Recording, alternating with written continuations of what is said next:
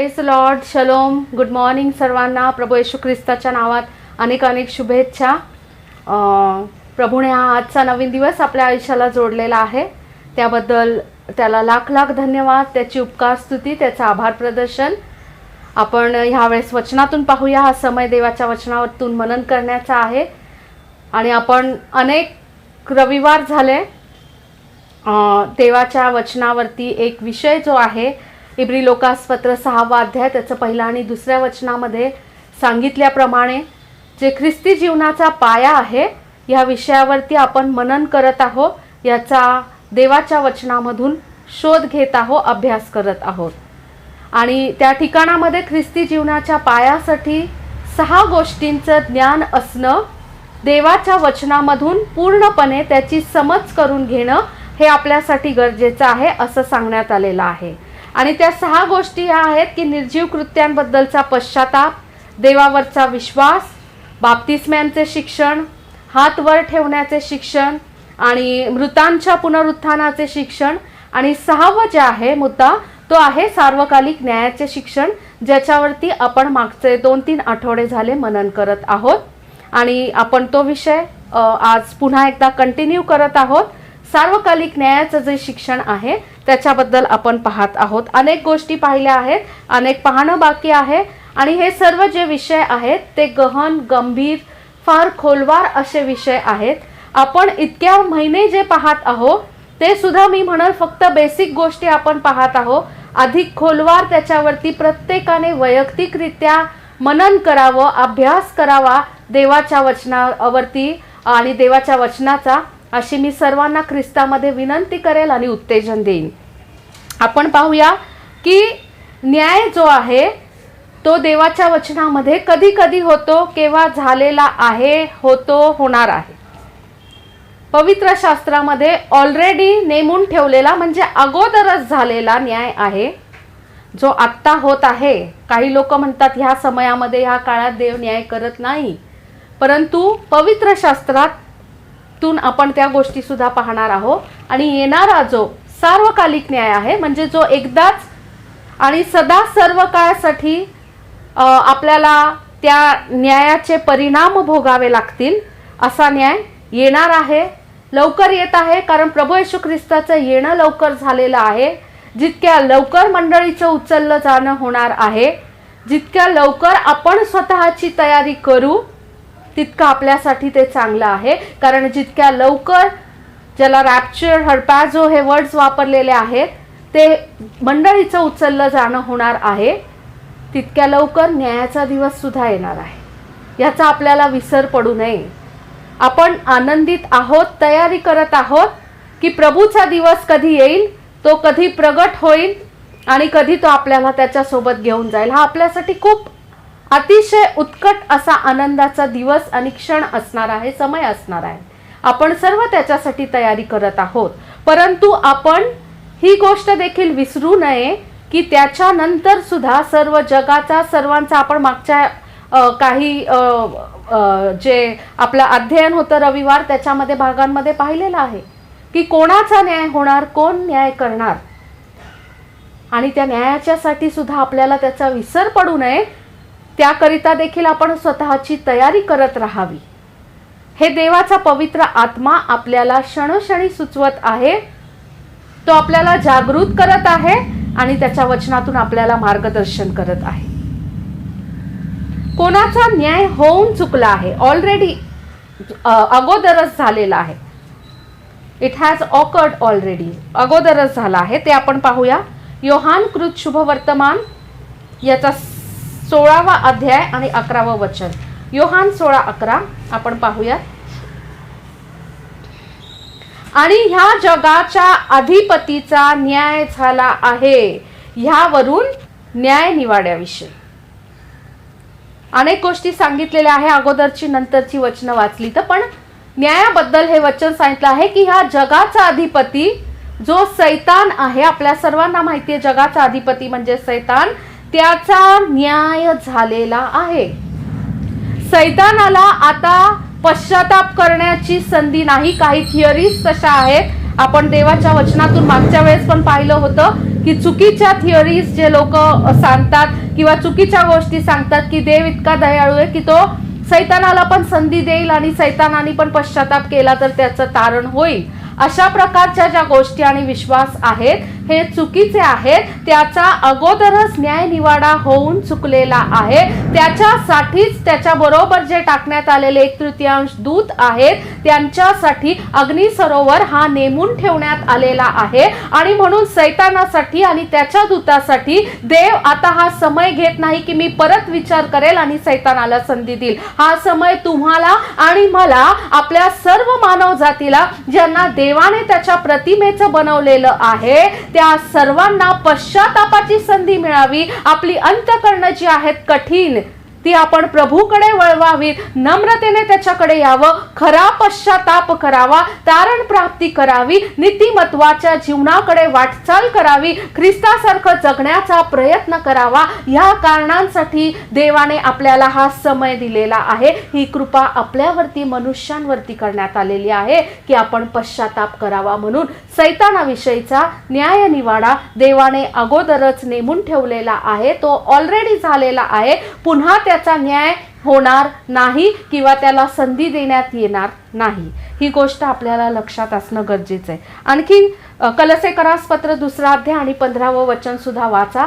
त्या ठिकाणात सुद्धा म्हटलेलं आहे की जे अधिपती आहेत, जे म्हणजे सैतानाबरोबर टाकण्यात आलेले दूत आहेत, त्यांच्याबद्दल सुद्धा त्या ठिकाणात सांगितलेलं आहे.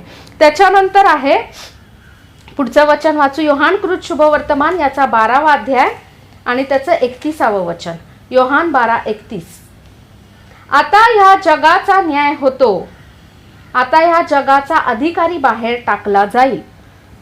प्रभू येशू ख्रिस्ताचं जे मरण आहे आणि पुनरुत्थान होणं आहे, तो म्हणतो हे तुमच्यासाठी, मनुष्यांसाठी झालेला आहे.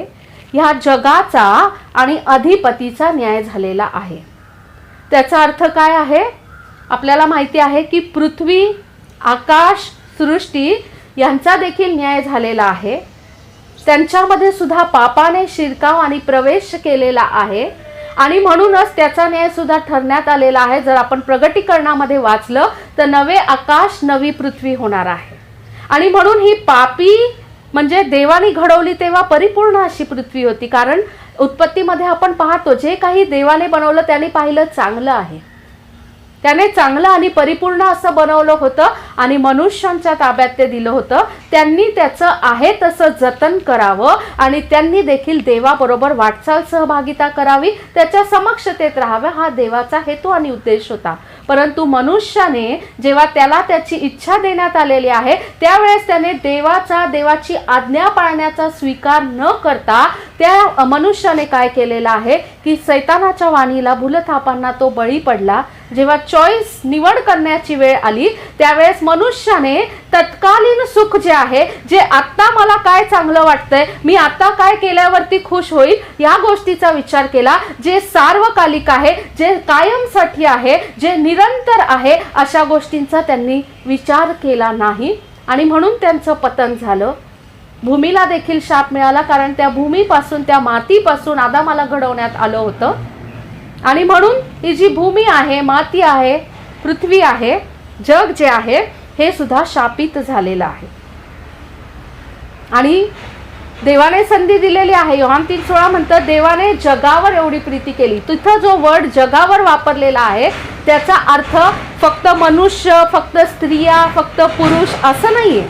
त्याचा अर्थ होतो संपूर्ण सृष्टीवरती त्यांनी प्रीती केली. प्रभू येशू ख्रिस्ताचा मृत्यू, त्याचं पुनरुत्थान जे आहे, ते पुनरुत्थानाचं सामर्थ्य जे आहे ते संपूर्ण सृष्टीच्या तारणासाठी आणि सुटकेसाठी त्यांनी दिलेलं आहे की सर्वांनी शापमुक्त व्हावं. परंतु आपल्या सर्वांना एक फॅक्ट सुद्धा माहिती आहे, एक सत्य माहिती आहे, जगात काही सर्व लोक आता 100% प्रभूला स्वीकार करणारे नाहीत. आणि म्हणून नीतिमान तर आहेत परंतु पापी सुद्धा आहेत, अनीतिमान सुद्धा आहेत. आणि म्हणून त्या सृष्टीवरती, त्या पृथ्वीवरती आलेला शाप पूर्णपणे नष्ट होत नाही मनुष्याच्या मुळेच पुन्हा.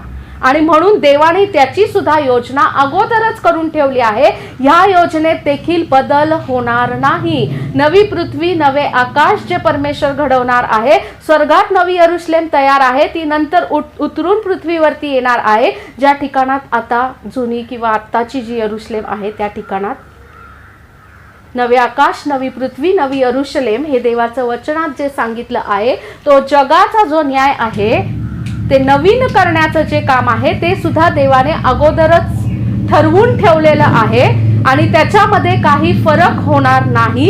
ते आहे तसंच घडणार आहे. हा सुद्धा न्याय निवाडा देवाने अगोदरच नेमला आहे. आणखी आपण वाचूयात पुढचा आपला पॉइंट, योहानकृत शुभवर्तमान याचा 3रा अध्याय आणि त्याचं 18वं वचन.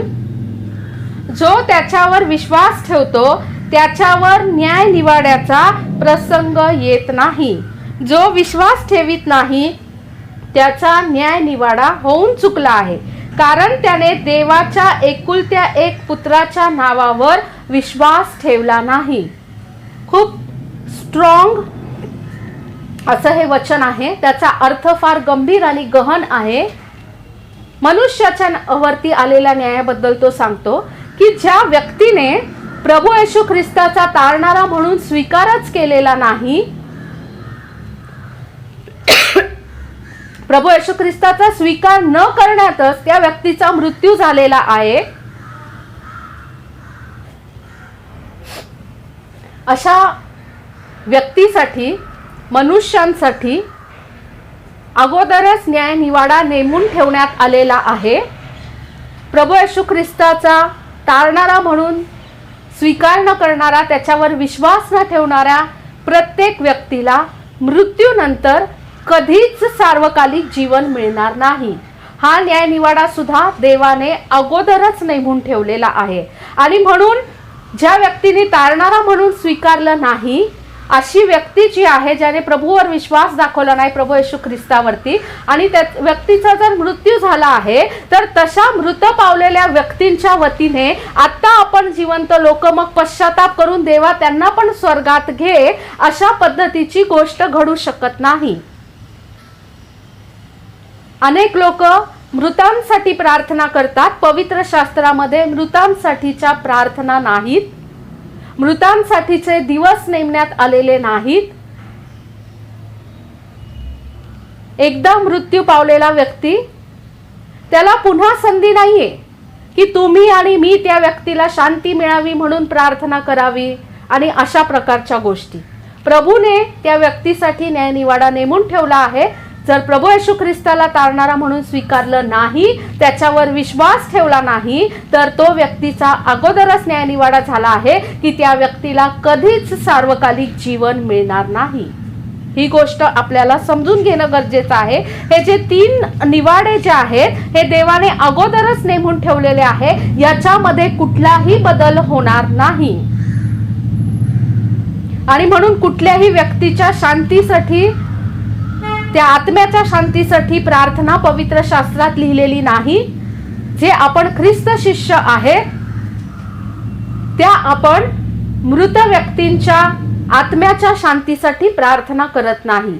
ज्यावेळेस एखाद्या व्यक्तीच्या मृत्यूबद्दल आपल्याला कळतं, त्यावेळेस आपण त्याचे जे कुटुंबीय आहेत त्यांचं प्रभूने सांत्वन करावं, त्यांना शांती द्यावी, ह्या गोष्टींसाठी प्रार्थना करतो. जी पोकळी निर्माण झालेली आहे त्यांच्या प्रियजनांच्या जाण्याच्या द्वारे त्या गोष्टींवरतून त्यांनी त्या दुःखामधून बाहेर यावं, ह्या गोष्टींसाठी प्रार्थना करतो. आणि जे जिवंत आहे त्यांच्यापैकी जर कोणाचं तारण झालं नसेल तर त्यांच्यासाठी मात्र नक्की प्रार्थना करावी की त्यांचं देखील तारण व्हावं. परंतु मृत झालेल्या व्यक्तीला नंतर आता त्या आत्म्याला शांती मिळावी, कृपा मिळावी आणि प्रभूकडे गेला, आणि ह्या सगळ्या गोष्टी आपल्या मनुष्यांच्या हातामध्ये नाही. अशा थोतांडांमध्ये आणि अंधश्रद्धेमध्ये कोणी पडू नका. अनेक लोक खात्रीपूर्वक सांगतात हा व्यक्ती आता स्वर्गात गेलेला आहे, प्रत्येकाबद्दल सांगतात. कितीही तो व्यक्ती प्रभू येशू ख्रिस्ताचा स्वीकार न करता आणि कसल्याही प्रकारच्या गोष्टींमध्ये मृत पावला तरी अनेक लोक अशी खोटी आश्वासनं लोकांना देतात. प्रियांनो, न्याय निवाडा करणं, स्वर्ग आणि नरकामध्ये पाठवण्याचा अधिकार तुम्हाला, मला काय, जगात कोणालाच नाहीये. प्रभूच्या शिवाय तो अधिकार कोणाकडे नाही. आणि मुख्य म्हणजे आपण देखील कोणीच कोणाबद्दल गॅरंटी देऊ शकत नाही की हा व्यक्ती नक्की स्वर्गात जाणार आहे किंवा गेलेलाच आहे. अशा अंधश्रद्धांमधून बाहेर पडण्याची ही वेळ आहे प्रियांनो. प्रभूचं येणं जवळ झालेलं आहे. जे संपूर्ण सत्य आहे ते स्वीकारल्याशिवाय आपण बंधमुक्त होत नाही, योहान 8:32 मध्ये सांगितलंय. आणि संपूर्ण सत्य आणि त्याचं वचन आहे, मार्ग, सत्य आणि जीवन प्रभू येशू ख्रिस्त आहे. त्याला संपूर्ण स्वरूपामध्ये समजून घेणं म्हणजे सत्य स्वीकारणं आहे. संपूर्णपणे त्याचा स्वीकार करणं म्हणजे सत्य. कारण प्रभू येशू ख्रिस्ताने सांगितलं मार्ग, सत्य आणि जीवन मी आहे. आणि योहान 1 प्रमाणे तो जो शब्द देही झालेला तो प्रभू येशू ख्रिस्त आहे, म्हणून त्याचं वचन देखील सत्य आहे. ते वचन स्वतः प्रभू येशू ख्रिस्त आहे.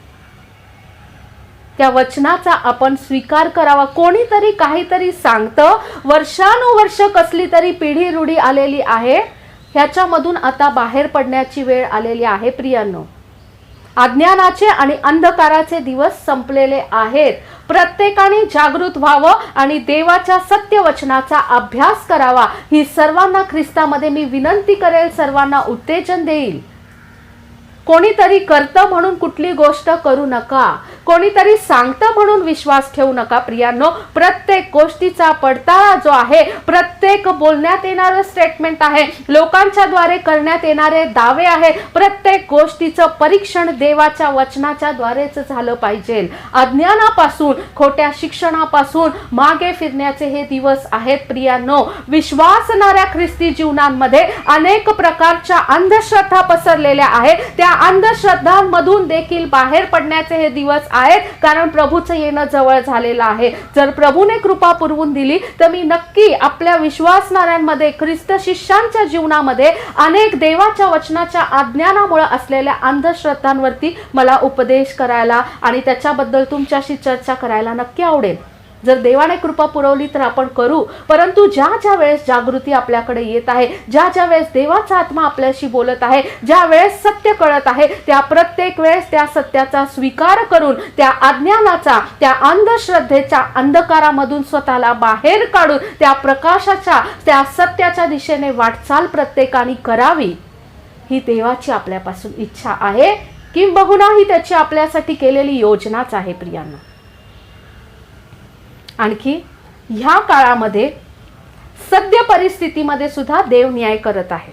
जो ऑलरेडी झालाय त्या 3 गोष्टी पाहिल्या. आता सद्य स्थितीमध्ये इट इज ऑकरिंग, जो प्रेझेंट कंटिन्युअस टेन्स आहे, म्हणजे वर्तमान काळामध्ये सुद्धा देव न्याय करत आहे. अनेक लोक म्हणतात की देव प्रीती करणारा आहे, दया कृपा करणारा आहे. देव काय आत्ता न्याय करत नाही. न्यायाचा दिवस आलेला नाही, प्रीतीचा कालखंड वाढवण्यात आलेला आहे, दया आणि कृपा विपुल करण्यात आलेली आहे. हे जरी सत्य असलं तरी तो न्यायी परमेश्वर आहे. तो न्याय करायचं काही थांबत नाही प्रिया. कोणाचा करतो न्याय आणि कधी करतो आपण पाहूया देवाच्या वचनातून. रोमकरास पत्र याचा पहिला अध्याय, रोमकरास पत्र याचा पहिला अध्याय, त्याचं 18 ते 32 हे जे वचन आहे. रोमकरास पत्र पहिला अध्याय 18 ते 32 जे वचन आहे, त्या वचनामधून आपल्याला पाहायचे आहे. परंतु मी हे सर्व वचन वाचणार नाही, आपल्याकडे तेवढा वेळ नाही. पुष्कळ वचन आहेत, सर्वांनी वैयक्तिकरित्या वाचा. परंतु मी सांगेल की या वचनामध्ये सांगितलेलं आहे की जे लोक अनिती करतात, सत्य दाबून ठेवतात, अभक्ती जी आहे याच्यावरती विश्वास ठेवतात आणि लोकांना त्या गोष्टी सांगतात, त्यांच्यावर देवाचा क्रोध प्रगट होतो असं लिहिलेलं आहे. होणार आहे असं नाही लिहिलं. 18वं वचन वाचलं तर त्या ठिकाणामध्ये सांगितलेलं आहे. त्याचप्रमाणे देवाला ओळखून जर त्याचा आपण गौरव करत नाही, आभार प्रदर्शन करत नाही, देवाचा गौरव कुठले मनुष्य स्वतःला घेतात, स्वतः जर देव झालेले आहेत ते मनुष्यांचे, त्यांचा देखील तो न्याय करतो. निर्बुद्ध मन त्यांचं, जे अंधकाराच्या दिशेने अंधकाराने भरून गेलेलं आहे, त्या दिशेने वाटचाल करत आहे. स्वतःला शहाणे म्हणणारे लोक, स्वधार्मिकता, देवापेक्षा कोणी शहाणं असू शकतं का प्रियांनो? परंतु अनेक लोक आहेत, ह्याचं उत्तर जरी ठामपणे नाही असंच आहे, देवापेक्षा काय कोणी शहाणं असू शकत नाही, तरीही दुर्दैवाने अनेक लोक स्वधार्मिकतेमुळे स्वतःला देवापेक्षा आणि त्याच्या वचनापेक्षा अधिक शहाणे समजतात. पवित्र आत्म्याच्या खऱ्या सामर्थ्यापेक्षा स्वतःला अधिक सामर्थ्यवान समजतात. त्याच्या वचनाच्या सत्य ज्ञानापेक्षा त्यांच्या कल्पना आणि तर्कवितर्कांवरती आधारलेलं त्यांचं ज्ञान आहे त्याला अधिक श्रेष्ठ समजतात. जगाशी तडजोड करू नको हे जे देवाचं वचन आहे, तिथं मार्केटिंग टेक्निक्स लावून जगाशी थोडं तरी समरूप झाल्याशिवाय ते काय प्रभूकडे येत नाही, अशा प्रकारचे युक्तिवाद करून त्याची नीतिमत्व आणि त्याच्या पावित्र्याला जे डागाळवतात, असे अनेक लोक आहेत प्रियांनी. हे तर मी फार थोडके उदाहरणं दिले, पण असे अनेक लोक आहेत की जे देवापेक्षा स्वतःला शहाणे समजतात. त्याचप्रमाणे 23वे वचन जर आहे, त्याच्यात पण जर वाचलं तर एकच जो न दिसणारा सार्वकालिक देव प्रभू आहे, तो सोडता कुठल्याही प्रतिमा सृष्टीमधल्या करतात, पशु पक्षी, सरपटणारे प्राणी, मनुष्य, कुठल्याही गोष्टी, अनेक गोष्टींची तिथं लिस्ट दिलेली आहे. निसर्गातल्या गोष्टी, त्या सर्वांचा निर्माण करता जो परमेश्वर आहे त्याला संपूर्ण स्वरूपामध्ये कुठल्याच मनुष्याने पाहिलेलं नाही, आणि म्हणून आपण त्याची प्रतिमा करू नये. असे प्रतिमा जे करतात त्यांचा सुद्धा न्याय होऊन चुकला आहे, जर अशा गोष्टींमधून ते बाहेर पडत नाही तर. दुर्दैवाने मला हीच गोष्ट सांगायची आहे, प्रामुख्याने सांगेल मी, की अनेक लोक प्रभू येशू ख्रिस्ताच्या, देवदूतांच्या आणि अशा अनेक प्रतिमा ठेवतात, असे फोटोज ठेवत असतात. त्या सर्वांना नम्रतेची विनंती आहे की तो प्रभू येशू ख्रिस्त नाही आणि ते देवदूत पण तुम्ही पाहिलेले नाही, या कुठल्या तरी मनुष्यांच्या कल्पना आहेत आणि आपण कुठल्याही प्रकारचे फोटो, मूर्त्या आणि अशा प्रकारच्या गोष्टी घरामध्ये ठेवू नये, कारण देवाच्या वचनाच्या विरोधात आहे. निर्गम 20 मध्ये ज्या 10 आज्ञा सांगितलेल्या आहेत त्याच्यानुसार सुद्धा आपल्याला कोरीव मूर्ती आणि प्रतिमा करायची नाही. जो एकच सर्वसमर्थ देव आहे, आपण त्याची आराधना करतो, त्याला संपूर्ण स्वरूपामध्ये मनुष्याने पाहिलेलं नाही, आणि म्हणून आपण कुठलीही चिन्ह, मूर्ती आणि फोटो आणि अशा गोष्टी ठेवत नाहीत. ते पुन्हा एकदा अंधश्रद्धा, अज्ञान आहे, आणि त्याच्यापेक्षा भयंकर गोष्ट म्हणजे आपल्या स्वतःवरती न्याय ओढवून घेणारं, अंधकाराच्या दिशेने जाणारं ते पाप आहे. आणि म्हणून अशा गोष्टींमधून बाहेर पडा. अशा कुठल्या प्रतिमा ठेवू नका. आता ह्या झाल्या हाताने घडविण्यात आलेल्या मूर्ती, प्रतिमा, जे पण काही गोष्टी आहेत त्याच्याबद्दल. पण आणखी एक गोष्ट आहे की देव जो प्रभू, याला आपल्या जीवनात आपण नेहमी प्रथम स्थान दिलं पाहिजे.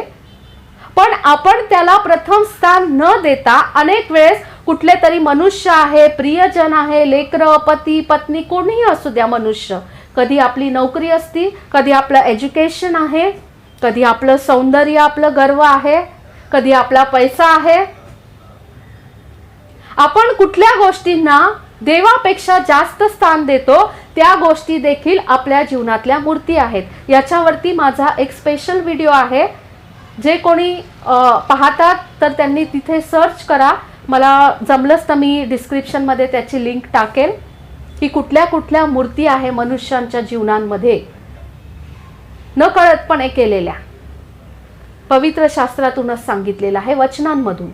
ह्या देखील अशा मूर्ती करणारे लोक देवापेक्षा, प्रभूपेक्षा, देवाच्या वेळेपेक्षा, देवाच्या नेमलेल्या समयापेक्षा ज्या ज्या गोष्टींना आपण प्रथम स्थान देतो, ती प्रत्येक गोष्ट आपल्या जीवनातली मूर्ती आहे, त्यांचा देखील न्याय होऊन चुकलेला आहे, असं देवाचं वचन सांगतं. वासनांमध्ये असणारे लोक जे आहेत त्यांचा सुद्धा न्याय होऊन चुकलेला आहे. 24वे वचन जर वाचलं, निर्मितीची भक्ती करणारे आहेत. त्याचप्रमाणे जर 26 आणि 27 वचन जर वाचलं तर त्या ठिकाणामध्ये आज जगभरामध्ये प्रमोट करत असलेल्या ज्या गोष्टी आहेत त्याचा देवाच्या वचनातून आपण जाहीर निषेध करतो, ते म्हणजे समलिंगी संबंध ठेवणारे जे लोक आहेत, LGTBE काय ते आहे सगळं, जास्त बोलू नाही शकत, माझे व्हिडिओज नाहीतर यूट्यूबवरती ब्लॉक होत असतात, म्हणून मी खूप जास्त नाही बोलू शकत. परंतु जे देवाने नैसर्गिक गोष्टी नेमून दिलेल्या आहेत तो प्रत्येक मनुष्यासाठी त्याने नेमलेला आशीर्वाद आहे. अशा अनैसर्गिक कृती करणारे जे लोक आहेत त्यांचा न्याय होऊन चुकला आहे. देवाला त्या गोष्टींची प्रचंड चीड आहे. त्या देवाच्या दृष्टीने विटंबना अशा गोष्टी आहेत आणि म्हणून प्रभू त्या स्वीकारत नाही. त्यांचा देखील न्याय होऊन चुकला आहे. जर त्या मार्गामधून ते मागे फिरत नाही खरा पश्चाताप करून, तर त्यांच्यासाठी सुद्धा न्याय होऊन चुकला आहे. त्याचप्रमाणे 29, 30, 31 ही जर वचनं वाचली त्या ठिकाणात पण अनेक लिस्ट दिलेले आहे. अनिती करणारे आहेत, दुष्टपणा करणारे, लोभी, वाईटपणा, हेवा, खून, कलह, कपट, कुबुद्धी, चहाडखोर, निंदक, देवाला तिटकारा असलेले, उद्धट, गर्विष्ठ, बडाईखोर, कुकर्म कल्पक म्हणजे वाईट गोष्टींची योजना करणारे, माता पितरांची अवाज्ञा करणारे. थोडक्यामध्ये 10 आज्ञांमधली पुन्हा इथे एक आज्ञा आहे, आई बापांचा मान राख. हे जे सांगितलं आहे, जे आई वडिलांचा मान राखत नाही अशांबद्दल सांगितलेलं आहे. निर्बुद्ध, वचनभंग करणारे, देवाचं वचन माहिती असूनही त्याच्या विपरीत वागणारे, ममताहीन, निर्दय आणि अशा प्रकाराने जे आहेत. तिथं 32वं वचन म्हटलं आहे ते मरणास पात्र आहे. हा देवाचा निर्णय त्यांना ठाऊक असूनही ते स्वतः त्याच गोष्टी करत असतात. इतकेच केवळ नव्हे तर त्या करणाऱ्यांना संमतीही देतात. अशा प्रकारच्या गोष्टी जर आपण स्वतः करत आहोत, दुसऱ्यांना संमती देत आहोत, तर न्याय होऊन चुकला आहे. कारण इथं स्पष्ट म्हटलंय की आपल्याला माहिती आहे देवाच्या वचनामधून ह्या गोष्टी देवाला मान्य होणाऱ्या नाहीत. 10 आज्ञा पूर्ण या ठिकाणात त्याने अधिक खोलवर एक्सप्लेन करून सांगितलेले आहे. ह्यापैकी या लिस्ट पैकी जर कुठलं कोण करत असेल त्याचा न्याय होऊन चुकलाय.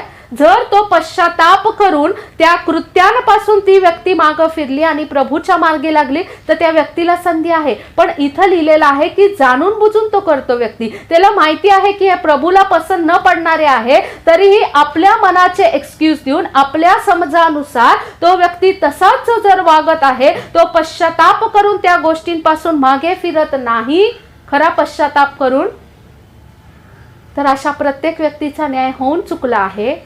मग त्या व्यक्तीने प्रभू येशू ख्रिस्ताला तारणारा म्हणून स्वीकारला आहे नाही, तो व्यक्ती खूप मोठी देवाची सेवा करणारी व्यक्ती असली तरी देखील ह्या ज्या गोष्टी देवाला न पसंत पडणाऱ्या आहे त्या माहिती असून जाणून बुजून तेच पाप करत आहे, अशा पण व्यक्तींचा न्यायनिवाडा होऊन चुकला. ही भयंकर गोष्ट आहे, हे समजणं आपल्याला गरजेचं आहे. आणखी वाचूयात आपण दुसरा पॉइंट. अजून कोणाचा न्यायनिवाडा होत आहे? 1 कोरिन्थकरास पहिले पत्र 11वा अध्याय. 1 कोरिन्थ 11. Hallelujah Jesus. 31 आणि 32 छान वचनं आहेत ती. प्रभू भोजनाचा जो शास्त्र भाग नेहमी वाचण्यात येतो त्याच्यामधली ही वचनं आहेत. 1 कोरिन्थ 11 आणि 17 पासूनच्या ज्या शास्त्र भाग आहे 34 पर्यंत आपण नेहमी प्रभू भोजनाच्या वेळेस वाचत असतो. त्याच्यावर विस्तृतपणे मनन आपण नक्की करावं. पण मी 31 आणि 32 वचन वाचत. आपण आपला न्याय निवाडा केला असता तर आपल्यावर दंड ओढवला नसता.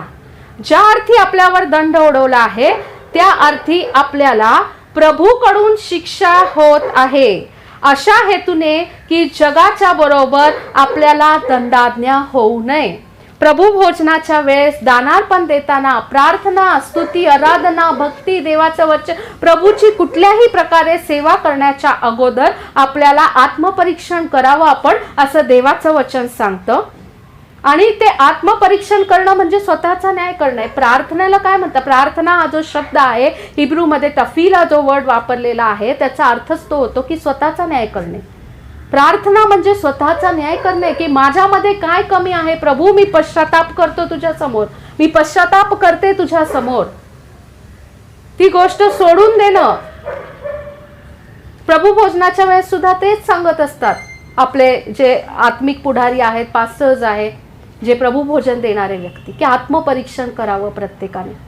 त्यावेळेस स्वतःचा न्याय करायचा असतो. माझं हे चुकलं ते मान्य करणं गरजेचं आहे, त्याच्याबद्दल प्रभूकडे क्षमा मागणं, खरा पश्चाताप करणं आणि परत जाऊन तेच करणं नाही, तर पुन्हा ती गोष्ट कधीच करू नये असा निर्णय घेणं हा खरा पश्चाताप आहे. असा आपण जर स्वतःचा न्याय करायला शिकलो तर किती चांगलं आहे. आपण करावा असं देवाचं वचन सांगतं. आणि तो म्हणतो की जर आपण न्याय केला नाही तर देव आपल्यावरती काहीतरी दंडाज्ञा आणतो, आपल्यावरती परीक्षांचे समय आणतो, कारण त्याचा उद्देश चांगला आहे आपल्यासाठी, की जी जगाला जी दंडाज्ञा होणार आहे, जो सार्वकालिक मृत्यू जो आहे, जे सार्वकालिक मरण आहे, जे जगाला सामोरं जावं लागणार आहे, आपण त्याचे सहभागी होऊ नये ही देवाची आपल्याबद्दल इच्छा आहे. म्हणून देखील जर आपण ताठमानेचे झालो इस्रायलांप्रमाणे, आपण स्वतःचा न्याय करत नाही, दंडाज्ञांमधून बाहेर पडत नाही, खरा पश्चाताप करत नाही, तर देव देखील आपल्यावरती तसे प्रसंग आणि समय आणत असतो, जेणेकरून आपण समजून घ्यावं माझं कुठेतरी काहीतरी चुकत आहे. तो त्याचा जो क्रोध आहे, दंड त्याचा जो आहे, त्याची शिक्षा जी आहे आपल्याला ती समजून घेणं गरजेचं आहे. जर पवित्र आत्म्याची वाणी आपण ऐकली तर आपल्याला त्या गोष्टीची जाणीव होती की हा दंड प्रभूपासून ओढावला आहे, माझं काहीतरी चुकलं आहे, मी पश्चाताप केलेला नाही. आणि देवाची इच्छा आहे की हा जो परराष्ट्रीयांसाठी जगासाठी न्याय निवाडा त्याने नेमलेला आहे, सार्वकालिक मृत्यू, त्याच्यामध्ये माझा नाश होऊ नये, म्हणून देव मला आता शिक्षा करत आहे. किती अद्भुत प्रीतीचा सागर परमेश्वर आहे. तो प्रीती करतो म्हणूनच आपल्याला दंडाज्ञा करतो. काही लोकांना हे पटतच नाही हो, देवाला सगळं माहिती आहे, तो क्षमाच करतो, तो दयाच करतो, कृपाच करतो, प्रीतीच करतो. नाही प्रियानो, तो प्रीती करतो म्हणून तो आपल्याला शासन करतो, तो आपल्याला शिक्षा देतो, कारण तो आपल्यावर प्रीती करतो आणि म्हणून त्याची इच्छा नाही की आपला सार्वकालिक नाश व्हावा. ही गोष्ट पवित्र आत्म्याच्या सामर्थ्याद्वारे समजून घेणं आणि त्याचा स्वीकार करणं, खरा पश्चाताप करणं हे गरजेचं आहे. प्रभू आज देखील हे करतो. ही वचनं जी आहे प्रेझेंट टेन्स वर्तमान काळात लिहिण्यात आलेली आहे. त्याचा जो काळ सेंटेन्सचा आहे, वाक्यांचा, तो वर्तमान काळ आहे त्या ठिकाणात वापरलेला, म्हणजे दररोजच्या दिवशी ते वचन आपल्याला लागू होतं. ही गोष्ट समजणं आणि स्वीकारणं आपल्यासाठी गरजेचं आहे. आणखी न्याय कधी होणार आहे? इब्री लोकासपत्र फ्युचर, भविष्य काळामध्ये होणारा जो न्याय आहे त्याच्याबद्दल आता सांगते. जो होऊन गेलेला आहे, जो आज होत आहे, दोन्ही पण पाहिले. आता भविष्य काळामध्ये होणारा न्याय, इब्री लोकासपत्र 9 अध्याय आणि त्याचं 27वं वचन. इब्री 9:27 आपण वाचूया. ज्या अर्थी माणसांना एकदाच मरणे व त्यानंतर न्याय होणे नेमून ठेवलेले आहे. खूप सुंदर आणि महत्त्वाचं देवाचं वचन आहे की मनुष्यांना एकदाच मरणं आहे आणि त्या मेलेल्या प्रत्येक व्यक्तीचा एकदा न्याय होणं गरजेचं आहे. प्रत्येक व्यक्तीचा न्याय होणार आहे. मी देवाचा लाडका आहे, खूप प्रिय आहे, मी पास्टर आहे, मी प्रीचर आहे, मी टीचर आहे, देव काय माझा न्याय करणार नाही, मी परिपूर्ण जीवन जगले आहे, मी बाकीच्या लोकांपेक्षा खूप स्वतः धार्मिकतेचं जीवन जगते, आम्ही बाकीच्यांसारखे नाही, आम्ही खूप पवित्र आहोत. क्षमा करा, अशी कुठलीही एक्सक्यूज तिथं चालत नाही. प्रत्येकाचा न्याय होणार आहे. आणि सर्वात महत्त्वाचं म्हणजे मृत्यूच्या नंतर न्याय आहे आणि एकदाच मरण आहे. पवित्र शास्त्रानुसार मनुष्याचं एकदा मरण आणि न्यायासाठी राखून ठेवणं आहे. पुनर्जन्मावरती पवित्र शास्त्र आपल्याला विश्वास ठेवेल अशी कुठलीही वचनं देत नाही. पुनर्जन्माची जी संकल्पना आहे त्याला पवित्र शास्त्र कुठलाही सपोर्ट करत नाही, त्याच्यामध्ये तथ्य नाही. प्रत्येक व्यक्ती एकदाच जन्मतो, त्याचा एकदाच मृत्यू होतो आणि त्याचा एकदा न्याय होणार आहे, हे सत्य आहे. आणि म्हणून माझा आजोबा जन्माला आला, माझी आई पोटी आली, ह्या सगळ्या भ्रामक कल्पना, अंधश्रद्धांमधून बाहेर पडा. मनुष्याचा पुनर्जन्म नाही, एकदाच त्याला जन्म दिलेला आहे. या भ्रामक कल्पना आहेत प्रियांनो, या अंधश्रद्धा आहेत. एकदाच जन्म, एकदाच मृत्यू आणि एकदाच न्याय राखून ठेवण्यात आलेला आहे आणि तो होणार आहे प्रत्येक व्यक्तीचा. आपण अनेक दिवस ह्या गोष्टींवर मनन करतो. जर मनुष्याचा एकदाच न्याय होणार आहे, तुम्हीच विचार करा, हे पुनर्जन्म वगैरे जे थोतांड आहे त्याच्यावरती जर विश्वास ठेवला असता, एका व्यक्तीचा जितक्या वेळेस जन्म होईल, कुठल्या जन्माचा न्याय करल प्रभू?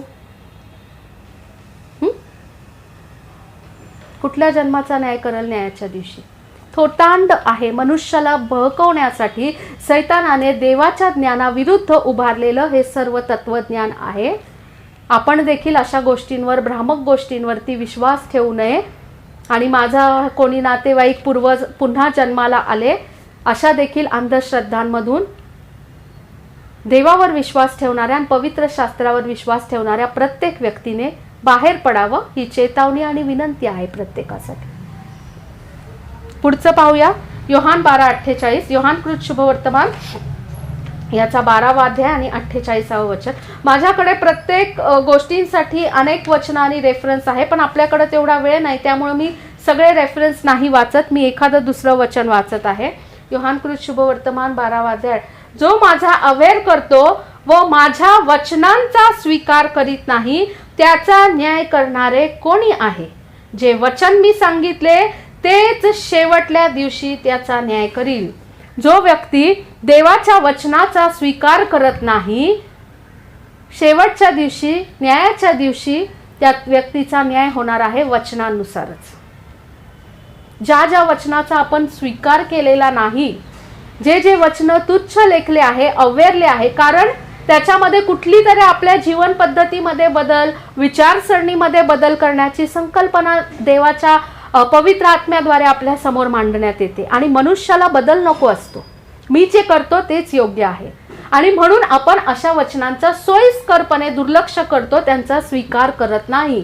चांगले प्रॉस्पेरिटी, तुम्हाला आरोग्य देईल, संपत्ती देईल, भरभराट देईल, अशा प्रकारचे जे वचन आहे, तुमचं सगळं चांगलं होईल, हे होईल, तुम्हाला मान सन्मान मिळेल, अनेक जे पॉझिटिव्ह फक्त वचन आहे आपण पटकन स्वीकारतो. प्रत्येक मनुष्याचा स्वभाव आहे तो.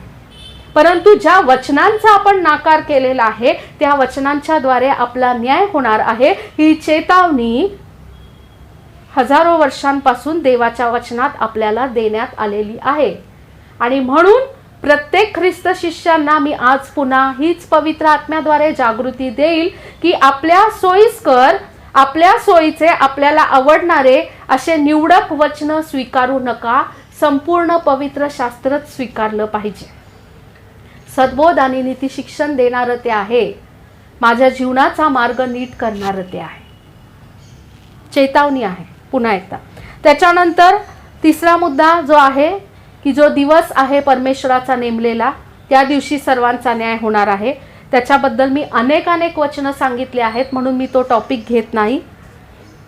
चौथा मुद्दा आहे प्रभू येशू ख्रिस्ताचं येणं होणार आहे, मंडळीचं उचललं जाणं होणार आहे, आणि त्याच्यानंतर तत्काळ नाही, संकट, महासंकटाचा काळ, अनेक घटना आहेत, त्याच्यामध्ये घटनाक्रम आहे, परंतु त्यानंतर न्याय होणार आहे. ही गोष्ट सुद्धा आपल्याला विसर पडू नये. ह्या गोष्टींवरती पण टॉपिकवर आपण अगोदर पुष्कळ वचनं पाहून बोललेलो आहे, म्हणून मी त्याच्यावरती इन डिटेल बोलत नाही. देवाचा जो न्याय आहे तो कुठं होणार आहे आणि कोणाचा होणार ते मागच्या वेळेस पाहिलं. कुठे होणार आहे? मत्तयकृत शुभवर्तमान. सगळ्यांना वाटतं की एकाच ठिकाणी सगळ्यांना असा मोठा हॉल नाही का, कोर्टसारखा, सगळे एकाच ठिकाणी न्यायासाठी जमतील आणि मग त्यांचा न्याय होईल. पवित्र शास्त्रामध्ये वेगवेगळ्या संकल्पना मांडण्यात आलेल्या आहेत. मागच्या वेळेस मी सांगितलं होतं, आणि पुन्हा त्याच्यावरतीच थोडंसं मनन करेन. त्यावेळेस सुद्धा आपण वचनं पाहिली होती की देव जो पिता आहे तो न्याय करणार आहे, देव जो पुत्र आहे तो न्याय करणार आहे, संतगण जे आहे ते न्याय करणार आहे. या गोष्टी आपण पाहिल्यात. मत्तयकृत शुभवर्तमान याचा 25वा अध्याय आणि त्याचं 31 ते 46 हे वचन, हा जो शास्त्रभाग आहे त्या ठिकाणात न्यायाचा दिवस जो आहे त्याच्याबद्दल बोललेलं आहे. परंतु त्याचं जर 31वा फक्त वचन वाचलं तर जेव्हा मनुष्याचा पुत्र आपल्या वैभवाने सर्व देवदूतांसह येईल, तेव्हा तो आपल्या वैभवशाली राजासनावर बसेल. त्याचं जे वैभवशाली राजासन आहे, आणि मग त्याच्या पुढे सर्व राष्ट्र जमवली जातील, आणि पुढं अनेक गोष्टी सांगितलेल्या आहेत. वचन पूर्ण वाचा. त्याचं जे गौरवी राजासन आहे, गौरवशाली वैभवशाली राजासन, किती सुंदर ना. His throne of glory, the throne of his glory. त्याच्या वैभवाचं जे राजासन आहे त्याच्या समोर सर्व राष्ट्रांना उभं करण्यात येईल आणि तिथं न्याय होणार आहे. मनुष्याचा पुत्र म्हणजे प्रभू येशू ख्रिस्ताबद्दल बोललेला आहे. आणखी कुठं न्याय होणार आहे? रोमकरास पत्र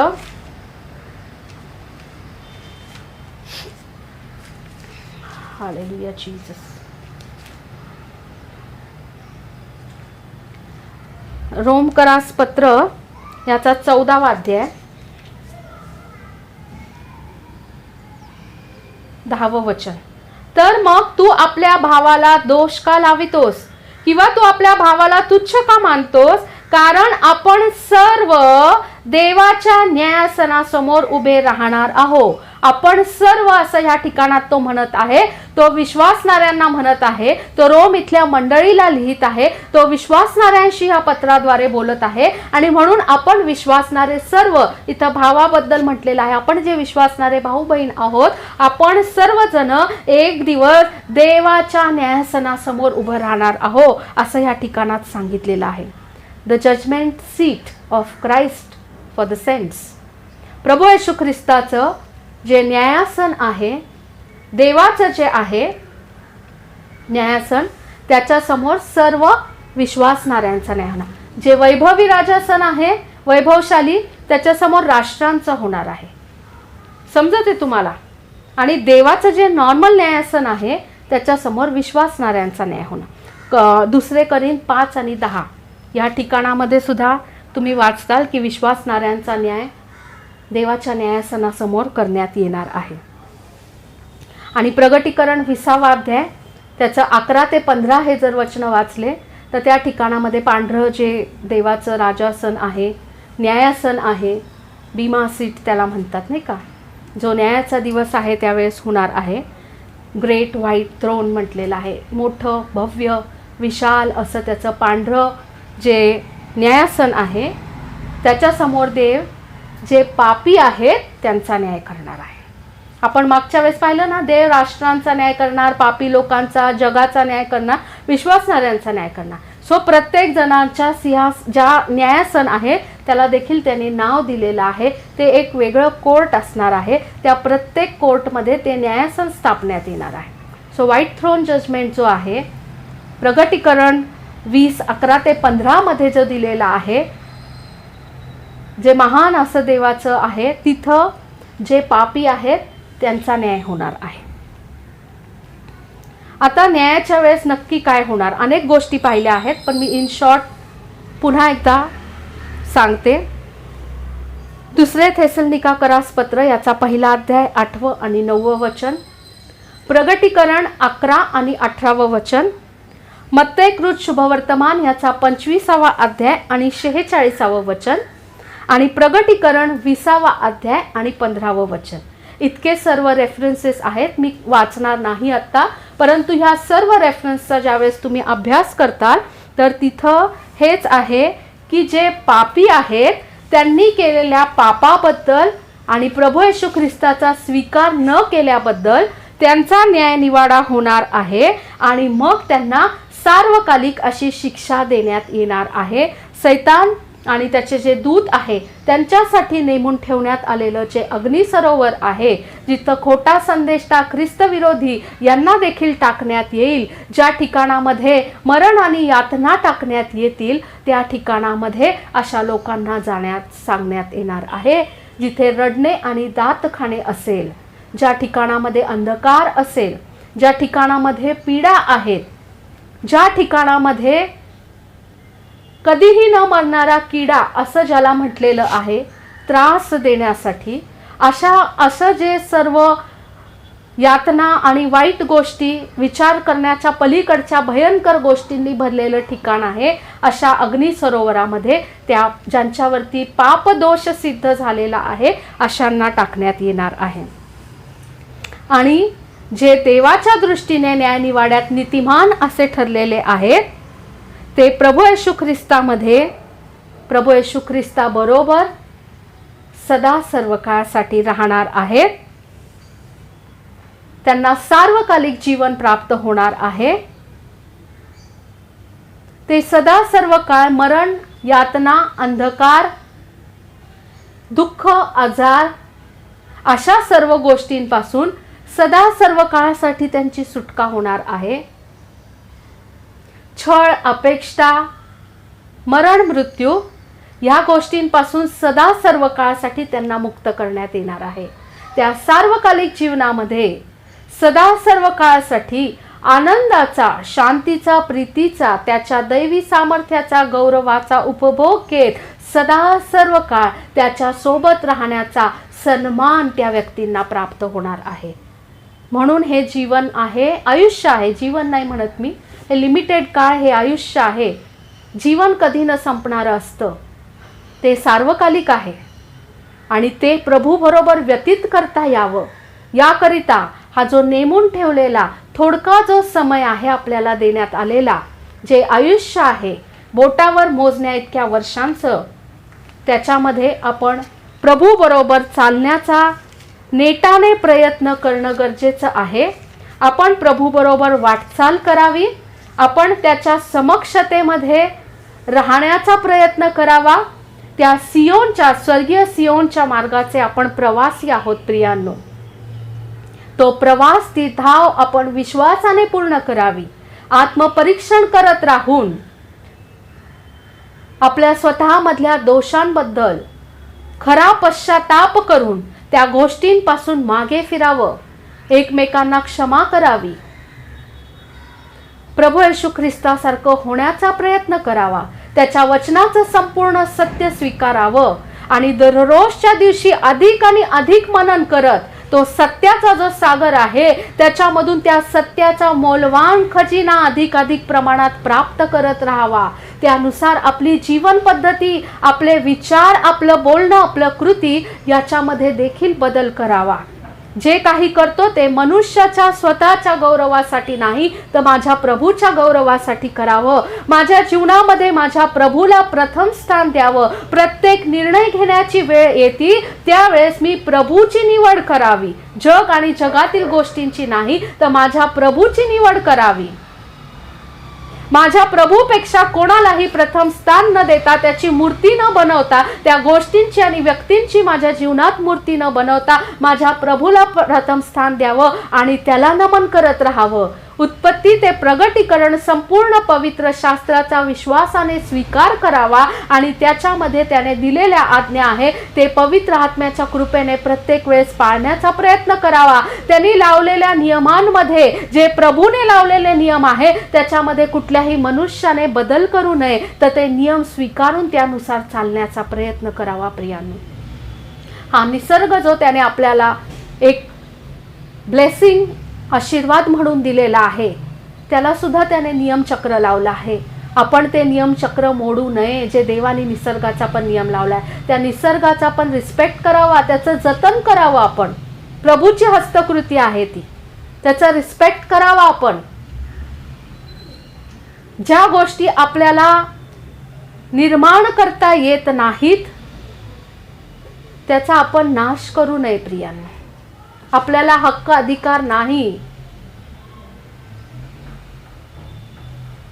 ह्या सर्व गोष्टींचं पालन करत प्रभूमध्ये पुढे वाटचाल करत राहावं, ही त्याची आपल्यापासून इच्छा, आपल्यापासून अपेक्षा आहे. तर त्या सार्वकालिक न्यायाच्या दिवशी आपला नाश होणार नाही, तर आपण तो आपल्याला शाबास, भल्या आणि विश्वासुदासा असं म्हणेल. सार्वकालिक जीवन प्राप्त होईल. अनेक प्रकारची आपल्याला तिथे रिवॉर्ड्स जे आहेत, रेकग्निशन, आपल्याला पारितोषिक त्या ठिकाणामध्ये प्राप्त होतील प्रभूपासून. याच्यासाठी आपण स्वतःची तयारी करत राहावी, म्हणून प्रत्येकाला उत्तेजन देते मी. पुन्हा एकदा ही वचनं जी वाचते मी, ज्याच्यावरती आपण एवढे दिवस मनन करत होतो, आज आपण त्या जे आपली सिरीज आहे ही अभ्यासक्रमाची, ही संपवत आहोत. आणि म्हणून मी संपवताना पुन्हा एकदा तो शास्त्रभाग नक्की वाचेल. इब्री लोकासपत्र 6 अध्याय 1 वचनापासून वाचते, 5व्या वचनापर्यंत वाचल मी. तेव्हा निर्जीव कृत्यांबद्दलचा पश्चाताप देवावरचा विश्वास आणि बाप्तिस्म्यांचे, हात वर ठेवण्याचे, मृतांच्या पुनरुत्थानाचे व सार्वकालिक न्यायाचे शिक्षण हा पाया पुन्हा न घालता आपण ख्रिस्ताविषयीच्या प्राथमिक बाबींसंबंधी बोलत राहण्याचे सोडून प्रौढतेप्रत जाण्याचा नेटाने प्रयत्न करूया. देव होऊ देईल तर हे आपण करू. कारण ज्यांना एकदा प्रकाश मिळाला, ज्यांना स्वर्गीय ज्ञानांची रुची घेतली आहे, जे पवित्र आत्म्याचे वाटीकरी झाले आहे, ज्याने देवाच्या सुवचनाची व येणाऱ्या युगाच्या सामर्थ्याची रुची घेतली आहे, ते जर पतित झाले तर त्यांना पश्चाताप होईल आणि त्यांचे पुन्हा नवीनीकरण करणे अशक्य आहे. कारण ते देवाच्या पुत्राला स्वतःपुरते नव्याने वधस्तंभावर खिळतात व त्याचा उघड अपमान करतात. जे सत्य आपल्यापर्यंत आलेलं आहे ते आपण स्वीकारावं. आपण जाणून बुजून सत्याचा अवहेर करत आहोत तर आपण देवाच्या पुत्राला पश्चाताप न करण्यामुळे पुन्हा एकदा नव्याने वधस्तंभावरती खिळतो असं म्हटलेलं आहे. आपल्यासाठी भयंकर न्याय असा नेमून ठेवण्यात आलेला आहे. या जर गोष्टींचा अभ्यास केला, हा पुढं स्टडी आहे, अजून पुष्कळ आहे. मी तुम्हाला फक्त एक उत्तेजनासाठी सांगते. ज्यांना अभ्यासक्रम करायचा असेल त्यांनी नक्की करा की इथं सुद्धा 6 गोष्टी सांगितलेल्या आहेत त्यांनी, की जे ह्या प्रौढतेप्रत चालतात त्यांच्यासाठी 4थ्या आणि 5व्या वचनामध्ये. आणि म्हणून त्या 6 गोष्टी, पहिल्या सांगितलेल्या 6 गोष्टींबरोबर या 6 गोष्टींचा जर आपण समन्वय साधला, खूप सुंदर अभ्यास आहे तो. पुन्हा एकदा, पण मी तो घेणार नाहीये आता. ही सिरीज इथंच संपवणार आहे मी. परंतु जे देवाच्या वचनाचा वैयक्तिकरित्या अभ्यास करतात त्यांना चालना म्हणून मी सांगत आहे की निर्जीव कृत्यांबद्दलचा जो पश्चाताप आहे त्याबद्दल तो म्हणतो की एकदा प्रकाश मिळालेला आहे. जो व्यक्ती पश्चाताप करतो तो अंधकाराच्या राज्यातून प्रकाशाच्या राज्यामध्ये आलेला आहे. ज्याला पापक्षमा मिळालेली आहे त्याला प्रकाश मिळालेला आहे. तो प्रकाश देवाचं वचन आहे. तो प्रकाश प्रभू येशू ख्रिस्त आहे. मी जगाचा प्रकाश आहे, प्रभू येशू ख्रिस्ताने म्हटलं. आणि म्हणून खरा पश्चाताप, निर्जीव कृत्यांबद्दलचा पश्चाताप करणाऱ्या प्रत्येक व्यक्तीला एकदा तो प्रकाश प्राप्त झालेला आहे. तो टिकवून ठेवणं हे आपलं काम आहे. दुसरं म्हणजे देवावरचा विश्वास. आणि जर दुसरा पॉइंट बघितला तर स्वर्गीय ज्ञानांची रुची घेतलेली आहे. जे देवावरती विश्वास ठेवतात त्यांना स्वर्गीय गोष्टी, कृपादानं, विश्वासाच्या द्वारे पवित्र आत्मा आणि पवित्र आत्म्याची कृपादानं प्राप्त झालेली आहेत. जे कोणी विश्वास ठेवतो त्या प्रत्येक व्यक्तीला देवाच्या स्वर्गीय सामर्थ्याचा, त्याच्या स्वर्गीय कृपादानांचा, त्याच्या स्वर्गीय आशीर्वादांचा अनुभव घडलेला आहे. जर घडला नसेल, विश्वास कमी पडत आहे. देवावर संपूर्ण विश्वास ठेवणं गरजेचं आहे. तिसरं बाप्तिस्म्यांचं शिक्षण आहे आणि त्याला तिसरा तो ब्लेसिंग म्हणत आहे की ते पवित्र आत्म्याचे वाटेकरी झालेले आहे. आपण पाहिलं आहे बाप्तिस्म्यांचे हा अनेक वचनी शब्द आहे. त्या ठिकाणामध्ये 4 बाप्तिस्मे सांगितलेले आहे. एक म्हणजे विश्वासणाऱ्यांबरोबर सोबत करण्याचा आणि मंडळीशी जोडले जाण्याचा बाप्तिस्मा आहे, पाण्याचा बाप्तिस्मा आहे, पवित्र आत्म्याचा बाप्तिस्मा आणि अग्नीचा बाप्तिस्मा सांगितलेला आहे. आणि ज्या कोणाला या बाप्तिस्म्यांचा अनुभव घडले आहे ते प्रत्येक जण पवित्र आत्म्याचे वाटेकरी झालेले आहे. त्याला पवित्र आत्मा मिळालेला आहे. त्यांनी तो बाप्तिस्मा घेण्याच्या द्वारे स्वीकार केलेला आहे. ते पवित्र आत्म्याचे वाटेकरी झाले. हे आपल्याला त्याच्याबद्दल मिळणारं प्रतिफळ प्राप्त झालेलं आहे. हात वर ठेवण्याचे शिक्षण जे आहे म्हणजे अपॉइंटमेंट कोणावरती करतो आपण, आशीर्वाद देण्यासाठी आहे, अपॉइंटमेंट करण्यासाठी आहे, आजाऱ्यांवरती प्रार्थना करण्यासाठी. आपण पाहिलेलं आहे सर्व गोष्टी. असे जे लोक आहेत ज्यांच्यावर हात ठेवण्यात आलेला आहे त्यांनी देवाच्या सुवचनांची रुची घेतलेली आहे. ज्या व्यक्तीला प्रभूसाठी नेमणूक करण्यात आलेली आहे कुठल्या तरी कामगिरीसाठी, ज्या व्यक्तीला प्रभूच्या सामर्थ्याच्या द्वारे आरोग्य, सुटका प्राप्त झालेली आहे, ज्या व्यक्तीला सामर्थ्याचा अनुभव झालेला आहे, कोणीतरी हात ठेवल्यावर पवित्र आत्म्याचं कृपादान प्राप्त झालेलं आहे, असे अनेक जे लोक आहेत, अशा लोकांना देवाच्या वचनांची सुरुची मिळालेली आहे. त्याच्या वचनात जे अभिवचन दिलेले आहे त्यांनी त्याचा अनुभव घेतलेला आहे. मृतांच्या पुनरुत्थानाचे शिक्षण याच्या बरोबर येतं की येणाऱ्या युगाची रुची घेतलेली आहे. ज्या व्यक्तीने मृताच्या पुनरुत्थानाबद्दल अभ्यास केलेला आहे त्या प्रत्येक व्यक्तीला आता देवाच्या वचनातून खात्री खात्रीशीररित्या समजलेलं आहे की मेल्यानंतर सर्व संपलं असं होत नाही, तर त्याच्यानंतर काय होणार आहे, येणाऱ्या काळामध्ये कसं युग येणार आहे, कशा प्रकारचे दिवस असणार आहे, त्या व्यक्तींचं काय होणार आहे, मेलेला प्रत्येक व्यक्ती पुनरुत्थित नक्की होणार आहे, कोणी सार्वकालिक न्यायासाठी, कोणी सार्वकालिक जीवनासाठी. आणि म्हणून देवाच्या वचनातून येणारं जे युग आहे, जे सार्वकालिक आहे, ज्याचा अंत होणार नाही, अशा युगाविषयीचा सुद्धा अभ्यास करून त्याची रुची आपण घेतलेली आहे, त्याचं ज्ञान आपल्याला प्राप्त झालेलं आहे देवाच्या वचनामधून. आणि शेवटचा मुद्दा आहे सार्वकालिक न्यायाचे शिक्षण, आणि त्याच्याबरोबर आहे की देवाच्या सामर्थ्याची रुची घेतलेली आहे. सार्वकालिक न्याय, ज्या व्यक्तीने देवाच्या सामर्थ्याची रुची घेतलेली आहे, त्या व्यक्तीला माहिती आहे की तो न्याय जो होणार आहे किती स्ट्रॉंग, किती असणार आहे, तो त्याच्यामध्ये कोणावरती अन्याय होणार नाही, प्रत्येक व्यक्तीचा न्याय होणार आहे, प्रत्येक राष्ट्राचा न्याय होणार आहे, प्रत्येक विश्वासणाऱ्यांचा न्याय होणार आहे, प्रत्येक पाप्याचा न्याय होणार आहे, जिवंत मेलेल्या प्रत्येक व्यक्तीचा न्याय होणार आहे. हे देवाचं सामर्थ्य आहे की त्या न्यायापासून, त्याच्या सामर्थ्याच्या पुढून एकही व्यक्ती सुटून जाऊ शकत नाही. आणि ज्या कोणी देवाचं ते सामर्थ्य आत्ता स्वीकारलेलं आहे, त्याच्या वचनाच्या आणि पवित्र आत्म्याच्या सामर्थ्याद्वारे आत्ता आपल्या जीवनामध्ये बदल घडवण्यासाठी ज्या कोणी स्वतःची तयारी केली आहे, त्यावेळेस ते त्याच्या सार्वकालिक जीवनाच्या सामर्थ्याचा सार्वकालिक असा अनुभव घेणार आहेत. आणि हे वचन पॅरलल असे अभ्यास करा. प्रभू तुम्हाला आशीर्वाद देव.